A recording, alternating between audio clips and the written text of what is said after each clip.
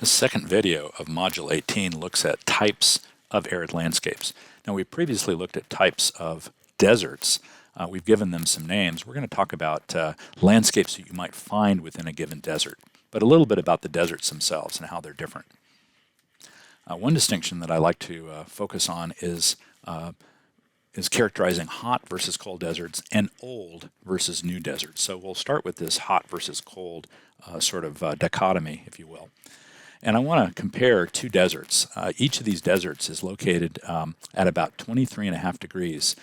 In the north, the Arabian Desert, located approximately on the Tropic of Cancer, and the Atacama Desert at about 23.5 degrees south, or right on the Tropic of Capricorn.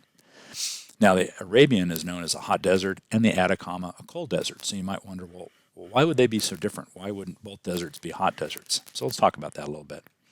The Arabian Desert, much of it is away from the moderating effects of the Indian Ocean and other bodies of water. So if you look here, this is just a massive area of land that's located far away from a body of water, that moderating effect of a body of water. And as a result, the average summer temperatures are pretty high, about 88 degrees Fahrenheit, with a high of 130 degrees Fahrenheit. An average rainfall of about 3 inches. So that seems characteristic of desert land, that we'd have minimal rainfall and relatively high temperatures. Now let's compare that to the Atacama Desert, as I mentioned, located on the Tropic of Capricorn. So what makes the Atacama a little bit different? It's located right on the coastline.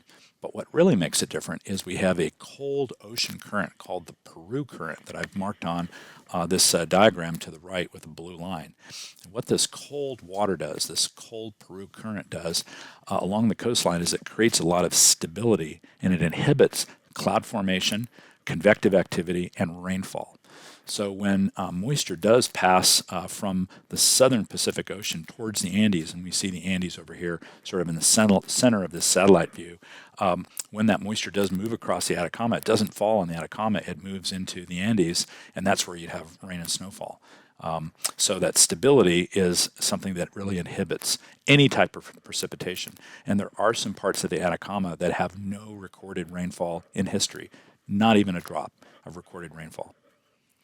And here's what it looks like in parts of the Atacama Desert. Here we see summer temperatures lower than in the case of the Arabian Peninsula, here about 81 degrees Fahrenheit with a high of 104. That doesn't really seem that different from Stillwater, Oklahoma, and maybe even a little bit cooler, at least for the average summer temperature. But look at the average annual rainfall, 0.6 inches. So that's really not very much rainfall at all. And remember that some areas are getting no rainfall at all and haven't in recorded history. So looking, kind of rounding out our view here, we've looked at this diagram a little bit previously, but just to show you where hot deserts are and cold deserts are, I'll kind of mark them on here. The hot ones are shown in red, the Arabian, Australian Desert, Kalahari, Mojave, Sahara, and Sonoran. Shown in these red dots. And here in the U.S., we see the Mojave is the one that's a little bit farther west, and the Sonoran here that's sort of focused a little bit farther east. So these are hot deserts, and again, these deserts are pretty far away from the moderating effect of an ocean. So they're pretty landlocked areas in the mid-latitudes. The cold deserts we see here, one of two things make these deserts colder than the hot deserts, either a location near a coastline or a higher latitude location. So here we see the Atacama here right on the South Pacific Ocean. We see the Namba Desert right on the southern part of the Atlantic Ocean. And then we see some of these other deserts, these two deserts in Central Asia, being higher in latitude, pretty far away from ocean, making them somewhat dry, but not as dry as these two deserts. The Namba Desert is very much like the Atacama. It has a cold, upwelling ocean water that creates a lot of stability. So it is also a very dry desert. And we see the other cold desert is the Great Basin Desert, located a little bit higher latitude than the Sonoran Desert or the Mojave. Okay. We talked a little bit about cold and hot deserts. How about old and new deserts? So an old desert is a desert that's dominated by deposition. and surface creep. So really the erosion has already taken place, and now these desert sands, in the case of the Sahara, just being moved around by blowing winds. So deposition is really the dominant force on the landscape, where stuff that has been eroded and transported is just dumped in the form of these giant dune fields. A new desert, in contrast, is dominated by erosion. So this is Valley of Fire, Nevada, one of my favorite deserts in Nevada to go and visit. It's a state park in Nevada, a pretty amazing place, but it's dominated by weathering, mass wasting, and erosion. So really the sands haven't been broken up and transported and piled up as in the case of an old desert like the Sahara. I want to mention briefly some desert surface types. And you can find these surface types, in a number of different desert environments. Where we see a sea of sand, like this, this is seen from the Moroccan desert near the border with Algeria. We call this an erg. So an erg is a sea of sand. And there's a particularly tall sand dune in the Namba Desert in Namibia in southern Africa. So some of these ergs are some of the tallest in the world. If you want to go to a place and see an erg that's pretty accessible here in the U.S., you can go to Great Sand Dunes National Park, located in southern Colorado, and that's where sands have blown out of this San Luis Valley basin and pushed up against this mountain range, this portion of the Sangre de Cristo Mountains. It's really an impressive place to go. Here's a scene from Great Sand Dunes National Park. They film a lot of car commercials here because it's so scenic, and kind of a neat place to go and visit in the U.S.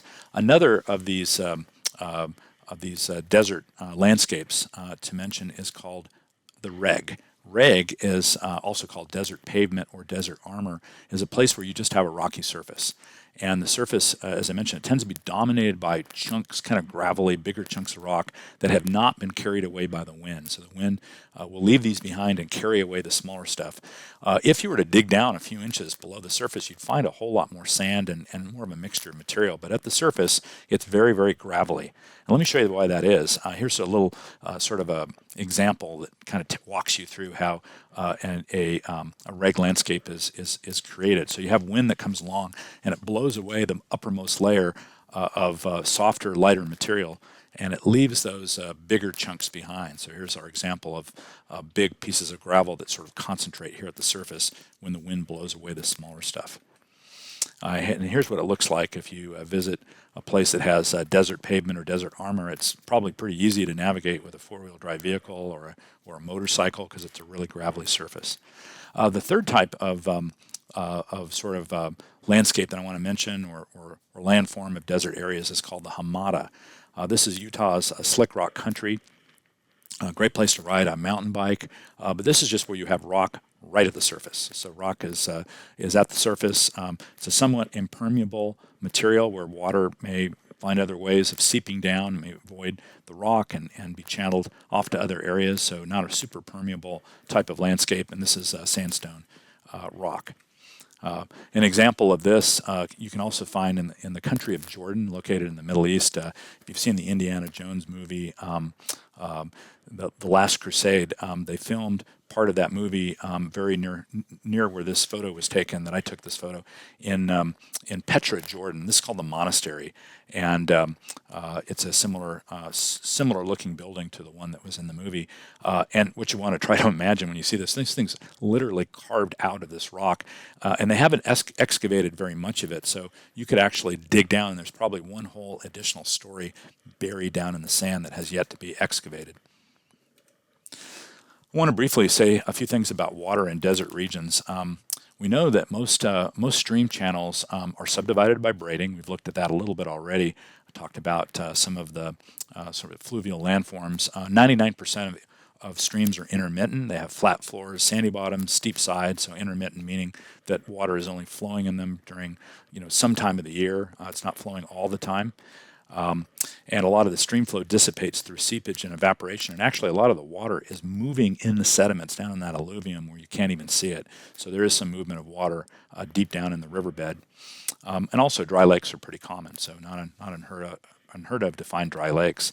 When you do have rain, it can be pretty dramatic. This is a flash flood in a desert area, so it's sort of a testament to why you want to be very careful. If there is if there are rain showers near where you are, you might not even really realize it, and the water can, even in a place where you haven't even experienced rain, you can have these flash floods where water just comes down these valleys very suddenly and abruptly. And here's a flash flood in a desert area captured by some drone video, so you can see the movement. This is why you don't want to set your tent up here on the nice sandy side of this river if there's any possibility of a flash flood. And I mentioned dry lakes are pretty common. A couple of different terms we apply to dry lakes. A playa is just sort of a normal dry lake. This one is, you can sort of see that the bed of this dry lake is sort of, the material is sort of broken up a little bit just from the dryness. And then just to show you, we have some activities that often take place on these dry lake beds. The U.S. Air Force will land on dry lake beds in places in California, like this bicycle lake in Fort Irwin, California, dry lake bed. A salina is a dry lake that has a high concentration of salt. So we call it a salina, so a high salt concentration. And here's the Bonneville Salt Flats. We'll talk more about Lake Bonneville a little bit later. And Utah's, and other lakes in Utah's Great Salt Lake. We'll talk about that as well. Clay pan is a dry lake bed that has a high concentration of clay, so we call it clay pan. And finally, a playa lake is a lake that kind of comes and goes with the season. So it's a lake that may be there in the wet season when you have spring rains and snow melt, and it may disappear in the drier part of the year. Finally, I wanted to mention weathering and erosion in arid lands, and this concept of differential weathering and differential erosion. So what that concept implies is that some rocks are tougher, really harder, more resistant to weathering and erosion. Here's an example just within one rock. We see a vein of quartz here inside this granite rock that's sort of in a crack in the granite rock, and this is weathering at a slower rate than the granite. So the granite is more easily weathered than the marble. And you can apply this to slopes. This is sort of a side view of some slopes. And here we have kind of a cap rock at the top of this bluff that's protecting the softer materials down below. So this might be a tougher layer of rock protecting, say, sandstone or other kinds of softer rock down below on this debris slope.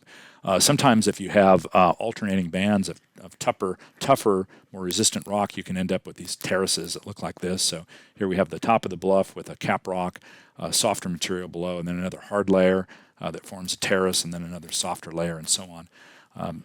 And we can see that here in these hoodoos. Hoodoos is something you see frequently in states like Utah and some of the national parks, like Bryce Canyon National Park, Cedar Breaks National Monument. Some really impressive examples of hoodoos. And here you see the tougher cap rock is here at the top that's actually protecting the softer rock down below. So these are just remnants of a higher landscape that existed at one time. So try to imagine that the landscape was all at the same level of these the top cap rock, and that just over time the more resistant cap rock protected the softer rock down below. When the cap rock disappears or this thing collapses, the hoodoo will go away.